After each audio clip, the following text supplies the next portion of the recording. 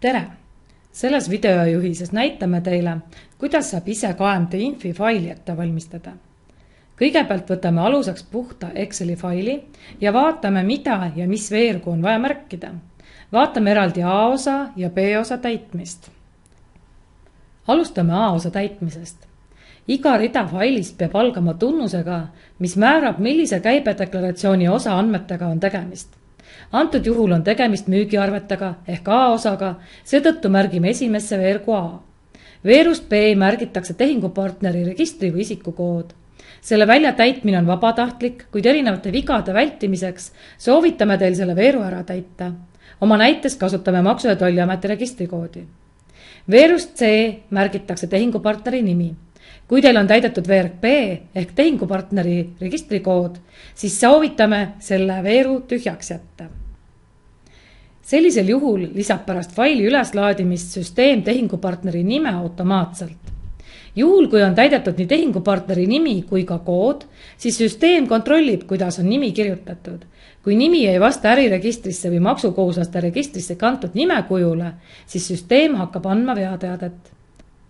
Oma näites jätame selle veeru tühjaks, kuna meil on täidetud tehingupartneri registrikood veerust B. Veerust D märgitakse arvenumber. Näiteks märgime müügiarve numbriks 15. Veerus E märgitakse arve kuupäev. Süsteem võtab vastu kuupäeva kahes formaadis. Päev, kuu, aasta või aasta, kuupäev. Kirjutame oma näiteks kuupäeva 1. jaanuar 2016. Veerus F märgitakse arve kogusumma ilma käibemaksuta. Juhime tähelepanu sellele, et kümnendkoha eraldajana võib kasutada nii punkti kui ka koma. Oma näites märgime 1000 eurot. Veerus G märgitakse maksumäär. Maksumäära märkimisel juhime tähelepanu sellele, et protsendimärki ei tohi märkida. Maksumääradeks võivad olla 20, 9, 20 erikord ja 9 erikord. Oma näites kasutame 20. Veerg H on mõeldud ainult neile, kes peavad kassapõhist käibemaksu arvestust. Selles veerus märgib kassapõhine käibemaksukohuslane arvel märgitud kauba ja teenuse maksustatava väärtuse. Kui on tegemist tekkepõhise käibemaksukohuslasega, siis seda veergu ei tohi täita ja see veerg jääb tühjaks. Veerus I märgitakse maksustamisperioodil KMT lahtris 1 või 2 kajastatud maksustatava käibesumma. Oma näites märgime 1000 eurot. Veerus J märgitakse erisuse kood, kui see on olemas. Erisuse koodideks võivad A-osa puhul olla 01, 02 või 03. Kui ühe arve osas kehtib mitu erisust, märgitakse vastavalt kõik erisuse koodid ning eraldatakse need omavahel komaga. Kui erisuse kood puudub, siis jäetakse antud lahter tühjaks. Oma näites jätame selle lahtri täitmata. Järgmised müügiarvete andmed kajastatakse täpselt samal kujul järgmistel ridadel üksteise all. Jätkame B-osa täitmisega. Sarnaselt A-osa täitmisega tuleb ka B-osa täitmisel alustada tunnuse märkimisega, millise käibedeklaratsiooni osa andmetega tegemist on. Kuna nüüd on tegemist ostuarvetega ehk nagu mainitud B-osaga, siis märgime järgmise rea esimesse veergu B. Veerus B märgitakse taas tehingupartneri registri või isikukood. Sarnaselt A-osaga on ka B-osas selle välja täitmine vabatahtlik, kuid erinevate vigade vältimiseks soovitame selle veeru ära täita. Oma näites kasutame taaskord Maksu- ja Tolliameti registrikoodi. Veerust C märgitakse taas tehingupartneri nimi, kuid jällegi sarnaselt A-osaga, kui on täidetud veerg B ehk tehingupartneri registrikood, siis soovitame jätta selle tühjaks, et vältida võimalikke eksimusi tehingupartneri nimes. Kui registrikood on eelnevalt lisatud, lisab süsteem pärast faili üleslaadimist tehingupartneri nime automaatselt.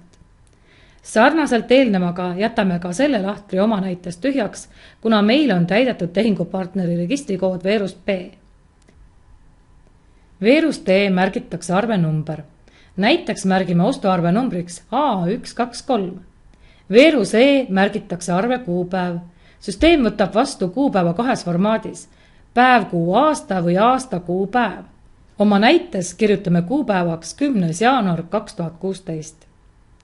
Veerus F märgitakse arve kogusumma koos käibemaksuga. Oma näites märgime 1200 eurot.